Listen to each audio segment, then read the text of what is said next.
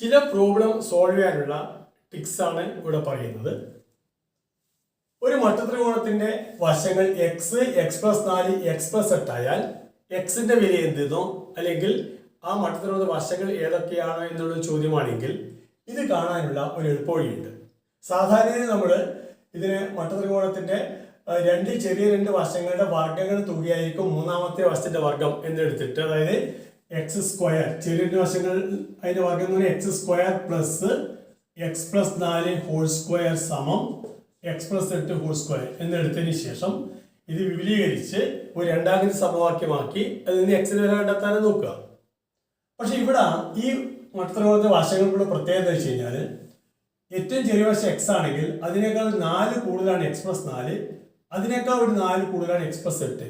അപ്പോൾ ഇവിടെ ചെറിയ വശത്തേക്കാൾ രണ്ടാമത്തെ വശം 4 കൂടുതൽ, അതിനേക്കാൾ 4 കൂടുതലാണ് ഏറ്റവും നീളം കൂടിയ വശത്തെ കാരണം എന്ന് പറയുന്നത്. അങ്ങനെയുള്ള പ്രത്യേകത ഉണ്ടെങ്കിൽ ഇത് ഈ കാരണത്തിന്റെ വില കാണാൻ വേണ്ടി എളുപ്പവഴി എന്ന് വെച്ച് കഴിഞ്ഞാൽ 5 കൊണ്ട് ഏതാണോ ആ വർദ്ധനവ്, ഇവിടെ 4 വർദ്ധനവ്, ആ 4 കൊണ്ട് അങ്ങോട്ട് ഗുണിക്കുക. 5 ഗുണിക്കണം 4 സമം കിട്ടും 20 ആയിരിക്കും ഈ മട്ടത്രികോണത്തിന്റെ കാരണം. അതായത് എക്സ് പ്ലസ് 8 എന്ന് പറയുന്നത് 20 ആയിരിക്കും. എക്സ് പ്ലസ് 8 20 ആകുമ്പോൾ എക്സിന്റെ വില 20 കുറക്കണം 8, അതായത് 12 കിട്ടും. ഇവിടെ എക്സിന്റെ വിലയാണ് ചോദിച്ചതെങ്കിൽ 12 എന്ന് ഡയറക്റ്റ് ആയിട്ട് ചെയ്താണ് പറ്റും. ഇതിൽ പ്രത്യേകത ഉണ്ടെങ്കിൽ മാത്രമേ അങ്ങനെ ചെയ്യാൻ വേണ്ടി പറ്റൂ. ഇനി വശങ്ങൾ ഏതൊക്കെയാന്ന് വെച്ച് കഴിഞ്ഞാൽ ഇവിടെ എക്സിന്റെ വില 12 എന്ന് കിട്ടും. എക്സ് 12, ഏറ്റവും ചെറിയ വശം 12 കിട്ടും. രണ്ടാമത്തെ വശം അതിനേക്കാൾ 4 കൂടി എക്സ് പ്ലസ് 4 എന്ന് പറഞ്ഞാൽ 12 കൂട്ടണം 4, അതായത് 16 എന്ന് വരും. മൂന്നാമത്തെ വശം എക്സ് പ്ലസ് 8 എന്ന് പറഞ്ഞാൽ അത് നേരത്തെ പറഞ്ഞു 12 പ്ലസ് 8 അതായത് 20 ആയിരിക്കും. അപ്പോൾ 12, 16, 20 ആയിരിക്കും ഈ മട്ടത്രികോണത്തിന്റെ വശങ്ങൾ. ഇനി ഇത് ശരിയാണെന്ന് നോക്കാനുള്ള വഴി നമുക്കറിയാം. 12ന്റെ വർഗ്ഗം 144 ആണ്, 16ന്റെ വർഗ്ഗം 286 ആണ്, 20ന്റെ വർഗ്ഗം എന്തായിരിക്കും 400 ആയിരിക്കും. അപ്പോൾ 144 286 കൂട്ടിയാൽ 400 കിട്ടും. അപ്പോൾ പൈത്തഗോറസ് സിദ്ധാന്തം പാലിക്കുന്നു. ഒരു ഉദാഹരണം കൂടി ശ്രദ്ധിക്കാം നമുക്ക്. ഇപ്പൊ ഒന്നാമത്തെ വശം എക്സ് പ്ലസ് 2 ആണ്, അടുത്തത് എക്സ് പ്ലസ് 5 ആണ്, അടുത്ത എക്സ് പ്ലസ് 8 ആണ് ഇരിക്കുക. ഇങ്ങനെയാണ് ഈ 3 വശങ്ങളെങ്കിൽ ഇവിടെയും ഞാൻ നേരത്തെ പറഞ്ഞ പോലെ 3ന്റെ വ്യത്യാസം എക്സ് പ്ലസ് 2നോട് ഒരു 3 കൂട്ടിയാലാണ് എക്സ് പ്ലസ് 5 കിട്ടുക, അതിനോട് ഒരു 3 കൂട്ടിയാലാണ് എക്സ് പ്ലസ് 8 കിട്ടുക. അപ്പോൾ 3ന്റെ വ്യത്യാസം ആയതുകൊണ്ട് അതിൽ വർദ്ധനമായതുകൊണ്ട് കാരണം എന്ന് പറയുന്നത് 5 ഗുണിക്കണം 3 അതായത് 15 ആയിരിക്കും. ഇതിന്റെ കാരണം എന്ന് പറയുന്നത് 15 ആയിരിക്കും.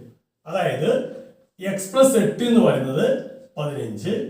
അപ്പോൾ എക്സ് എന്തായിരിക്കും 15 കുറക്കണം 8 എന്ന് വരും, അതായത് 7. എക്സിന് വില 7 കിട്ടും. എക്സ് 7 ആണെങ്കിൽ ഏറ്റവും ചെറിയ വശം എക്സ് പ്ലസ് 2 എന്ന് പറയുന്നത് ഈ 2ഉം അല്ലെങ്കിൽ 7ഉം 2ഉം കൂട്ടിയാൽ 9 എന്ന് വരും. എക്സ് പ്ലസ് 5 എന്ന് പറയുന്നത് 7ഉം 5ഉം കൂട്ടിയാൽ 12 എന്നായിട്ട് മാറും. ഇനി എക്സ് പ്ലസ് 8 എന്ന് പറയുന്നത് എന്തായിരിക്കും 7ഉം 8ഉം അതായത് 15. അപ്പോൾ ഇവിടെ നമുക്ക് 9, 12, 15 ആയിരിക്കും ഈ മട്ടത്രികോണത്തിലെ വശങ്ങൾ. ഒരെണ്ണം കൂടി നമ്മൾ നോക്കാം. ഇത് എക്സ് മൈനസ് 8 ആയിരിക്കാം, എക്സ് മൈനസ് 8. ഇത് എക്സ് മൈനസ് 3, ഇത് എക്സ് പ്ലസ് 2 അങ്ങിയിരിക്കാം. X minus 8, x minus 3, x plus 2.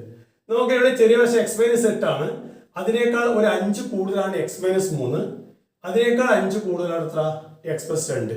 അപ്പോൾ ഇവിടെ വർദ്ധനവ് 5 ആയതുകൊണ്ട് കാരണം എന്ന് പറയുന്നത് 5 കൊണ്ട് 5ന് ഗുണിക്കും. 5 ഗുണിക്കണം 5 25 ആയിരിക്കും. ഇനി അപ്പോൾ കാരണം 25 കിട്ടി, അതായത് എക്സ് പ്ലസ് 2 എന്നത് 25. അപ്പോൾ എക്സ് എന്തായിരിക്കും 25 കുറക്കണം 2 അതായത് 23 എന്ന് കിട്ടും. ഇനി എക്സ് 23 ആയതുകൊണ്ട് നമുക്ക് എക്സിന്റെ വില ചോദിച്ചെങ്കിൽ 23 കിട്ടും. ഇനി ഓരോ വശത്താന്ന് വെച്ച് കഴിഞ്ഞാൽ ആദ്യം എക്സ് മൈനസ് 8 എടുക്കാം. നമുക്ക് എക്സ് മൈനസ് 8 എന്ന് പറഞ്ഞാൽ 23 8 അങ്ങോട്ട് കുറക്കണം. അപ്പോൾ എത്ര കിട്ടും 28 23 നിന്ന് 8 കുറച്ച് കഴിഞ്ഞാൽ നമുക്ക് 15 എന്ന് വരും. 15. ഇനി എക്സ് മൈനസ് 3 കണ്ടിരിക്കുക. എക്സ് മൈനസ് 3 എന്ന് പറയുന്നത് 23 നിന്ന് 3 അങ്ങോട്ട് കുറക്കുക, അപ്പോൾ 20 കിട്ടും. മൂന്നാമത്തെ വശം നമ്മൾ ഓൾറെഡി പറഞ്ഞു കഴിഞ്ഞു 25 ആണ്. അപ്പോൾ ഇവിടെ ത്രികോണത്തിലെ വശങ്ങൾ 15, 20, 25 എന്ന് കിട്ടും. 15 ഏറ്റവും ചെറിയ വശം, അതിനേക്കാൾ വലിയ വശം 20, മൂന്നാമത്തെ വശം 25. ഇതായിരിക്കും ഉത്തരം. ശരിയാണ്.